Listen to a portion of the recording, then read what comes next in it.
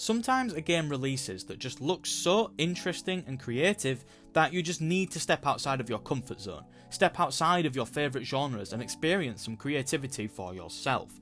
That game for me was the ALTERS. It has a lot of elements of games that I don't really enjoy. I don't enjoy survival games, I find them tedious. I don't enjoy base building games, I find them frustrating.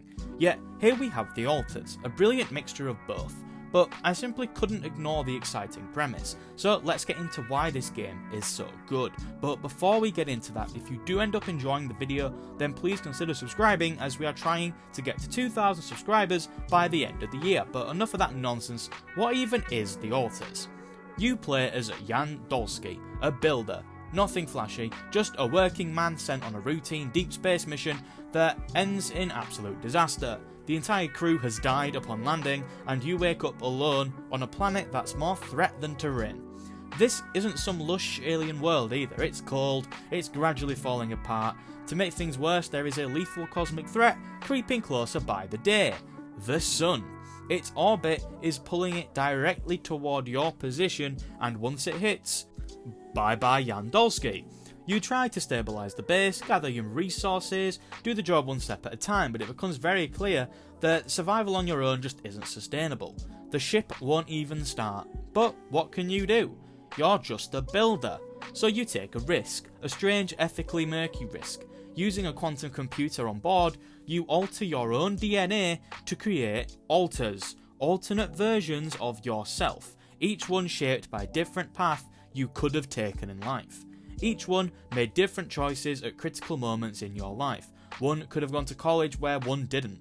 One could have focused on your marriage whilst the other didn't. These aren't just useful specialists, they're entirely separate people with their own opinions, memories and personalities, but they're all still Jan Dolsky. It's a brilliant setup. The idea of being isolated and forced to confront the literal what-ifs of your own life adds a lot of weight to every interaction. Even if this style of game isn't normally your thing, which it isn't for me, it's the kind of concept that hooks you early and really refuses to let go. Each alter you create is, of course, still Jan Dolsky, but as I mentioned previously, they're him if he had made a different decision at key moments in his life, and as such, each one ended up having different careers. Each one will excel at a particular skill that will prove helpful in your race against the sun. There's the miner, who is incredibly efficient at extracting resources. Then there's the scientist, he's essential for researching upgrades, refining tools, and unlocking new technologies that will help keep you all alive. There's the technician, who is focused on repairing the base modules. You've got the botanist, who can create raw foods from organics much more efficiently than anybody else. There is so many more, and each one has a specialised skill set. But choosing who to bring on board isn't just about what job they can do. You're only allowed a limited amount of alters. You cannot get them all in one playthrough. So every decision comes with trade-offs. Do you need someone who can mine more efficiently? Or would you rather have a guard to discipline the other alters? It becomes a strategic puzzle. Who do you need now, and who might become essential later? But the mechanical utility is only half the equation. These alters come with baggage. They have doubts about their existence. Some are resentful, some are afraid, others are surprisingly confident, maybe even more capable than the original Jan. They don't always get along with each other or with you. They argue, they question your decisions, they have needs. Push them too hard and they will burn out or even turn against you. Let morale drop too low and you could face open defiance. To keep the crew stable, you need to engage with them personally. Each alter has their own side quests, some small story arc that gives some insight into who they are and what life for their Jan Dolsky was like. Completing these unlocks new dialogue options and can even affect key story moments. You can also play beer pong with them for a surefire way to improve their morale. Who doesn't love beer pong?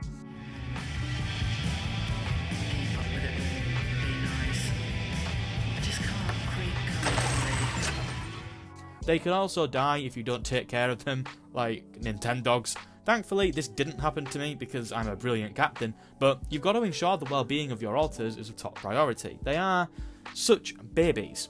So the alters aren't just there to automate gameplay, they are central to the emotional side of the game as well. You're forced to reckon with all these versions of yourself, some better, some worse, some broken in ways that you hadn't expected. It's not just smart design, it is a deeply personal narrative device that turns what could have been basic resource management into something memorable and meaningful.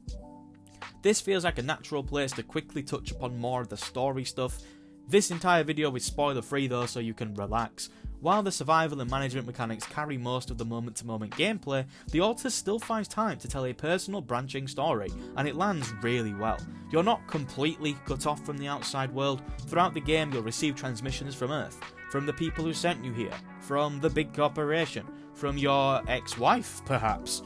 But their motives aren't always clear, and it's up to you to decide who to engage with, who to believe, and who to shut out entirely. These interactions do add tension to an already stressful situation. You're isolated, you're constantly under pressure, and now you're being pulled into conversations where trust is a real gamble. There are also plenty of scenarios where you will need to make really tough decisions narrative-wise, and handling these incorrectly could lead to Alters choosing to leave the base or outright dying.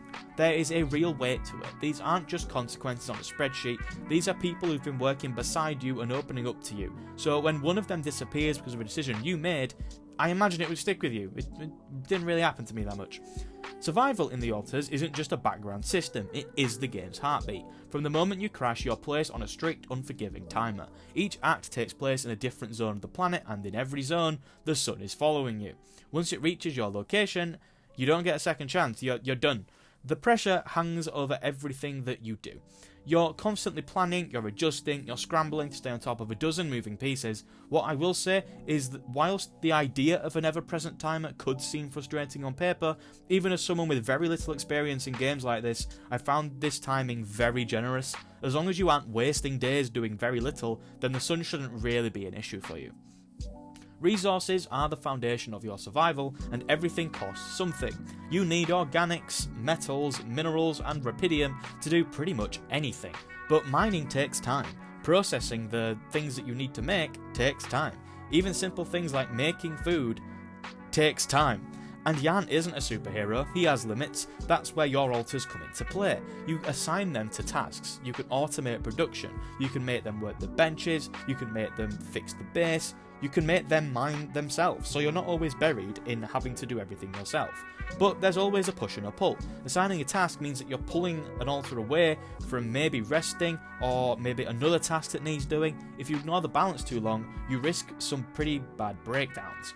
You can also increase productivity by enabling crunch hours. It is tempting, work gets done a lot faster, everything gets finished quicker, research speed up, but it does wear your Alters down. You will see them start snapping at each other, falling behind on their sleep, or outright refusing to continue. It's not a simple on-off switch, it's a choice with real consequence, and is best served for if you really do need something done urgently, and never for more than a couple of days at a time.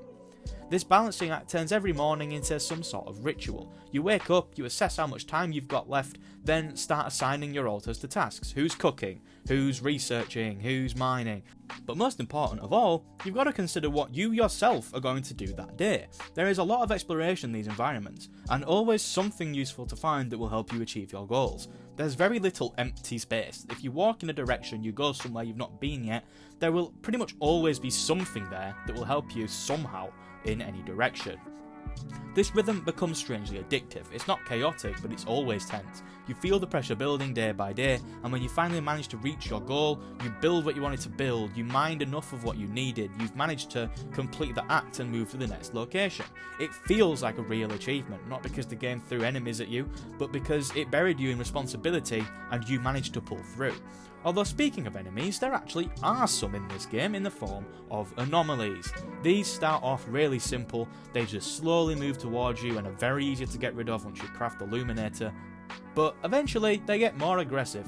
They can make time progress faster, they can do whatever the hell this thing does. I think I spent a whole day, a whole in-game day, trying to figure out how the hell to get rid of this thing. And then when you do, it's pretty simple, which is kind of the point. Each time a new anomaly was introduced, I was skeptical. I felt like the game was trying a little too hard to be difficult, but eventually, you do manage, and that's the main theme of the game. Things often seem daunting or impossible, but eventually, you just manage. You keep going. Jan may have needed the help of his Alters to get anything done, but you feel his progression as a leader and as a man the same way you feel your progression in-game. The further you get, the more layers there are to juggle. The survival mechanics never sit still, they keep evolving in meaningful ways, pushing you to adapt your systems and rethink your priorities. But you will manage and you will push on.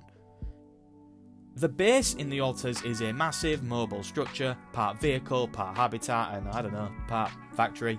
It's the central point where everything comes together: survival, planning, and the coordination of your alters. You build it up room by room, and every module you construct changes what you're able to do, how efficiently you can operate, and how long you can hold things together before the next relocation.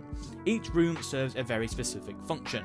The greenhouse lets you produce better meals using actual ingredients instead of paste.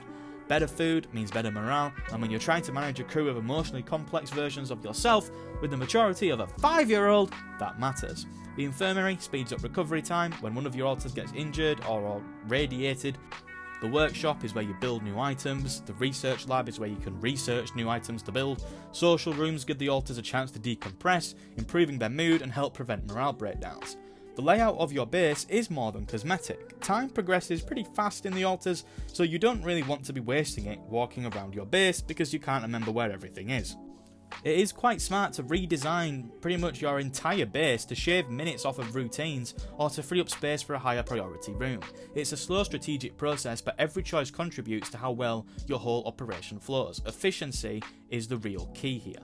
As you progress, the complexity scales with you. More room types become available. Suddenly you're juggling space constraints until you can upgrade to, more space. You're wondering whether it's worth stringing out for the large storage or if a medium storage will do for now. You also have to think about how your alters interact with the base. Sure, it's great to have plenty of rooms that can get stuff done, but it might also be worth adding a gym or a contemplation room just so the alters have a place to wind down. Because these are still people, they have their own needs, and if you ignore those needs, then the tension really grows and you can be punished. Now, this should be one of the easiest recommendations of the year. However, I did run into some rough patches in Act 3 specifically. I had a lot of crashes, a couple bugs. I had a reoccurring issue where the game would consistently crash whenever I left my base. This meant my progress was really slowed in Act 3 specifically. I only had crashes in Act 3. But this was a real problem, as I had to do all of my outside work right at the start of the day, otherwise I would risk losing my day's progress when leaving the base. It also meant that whenever I did come back to the base, I couldn't risk going outside the base again that day, as that could remove my progress as well, since the game for some reason doesn't support manual saves. I cannot emphasize enough how common these crashes were. I am somebody who is very, very tolerant of bugs. In fact, a couple weeks ago I finished Mind's Eye. If you've heard anything about Mind's Eye, you know how big of a deal that is. So I'm really tolerant with this kind of thing, but the fact that the game was crashing every single in-game day after around day 60 made the game borderline unplayable. It makes recommending the game tricky in its current state, and I would assume that this will all get solved in the coming weeks.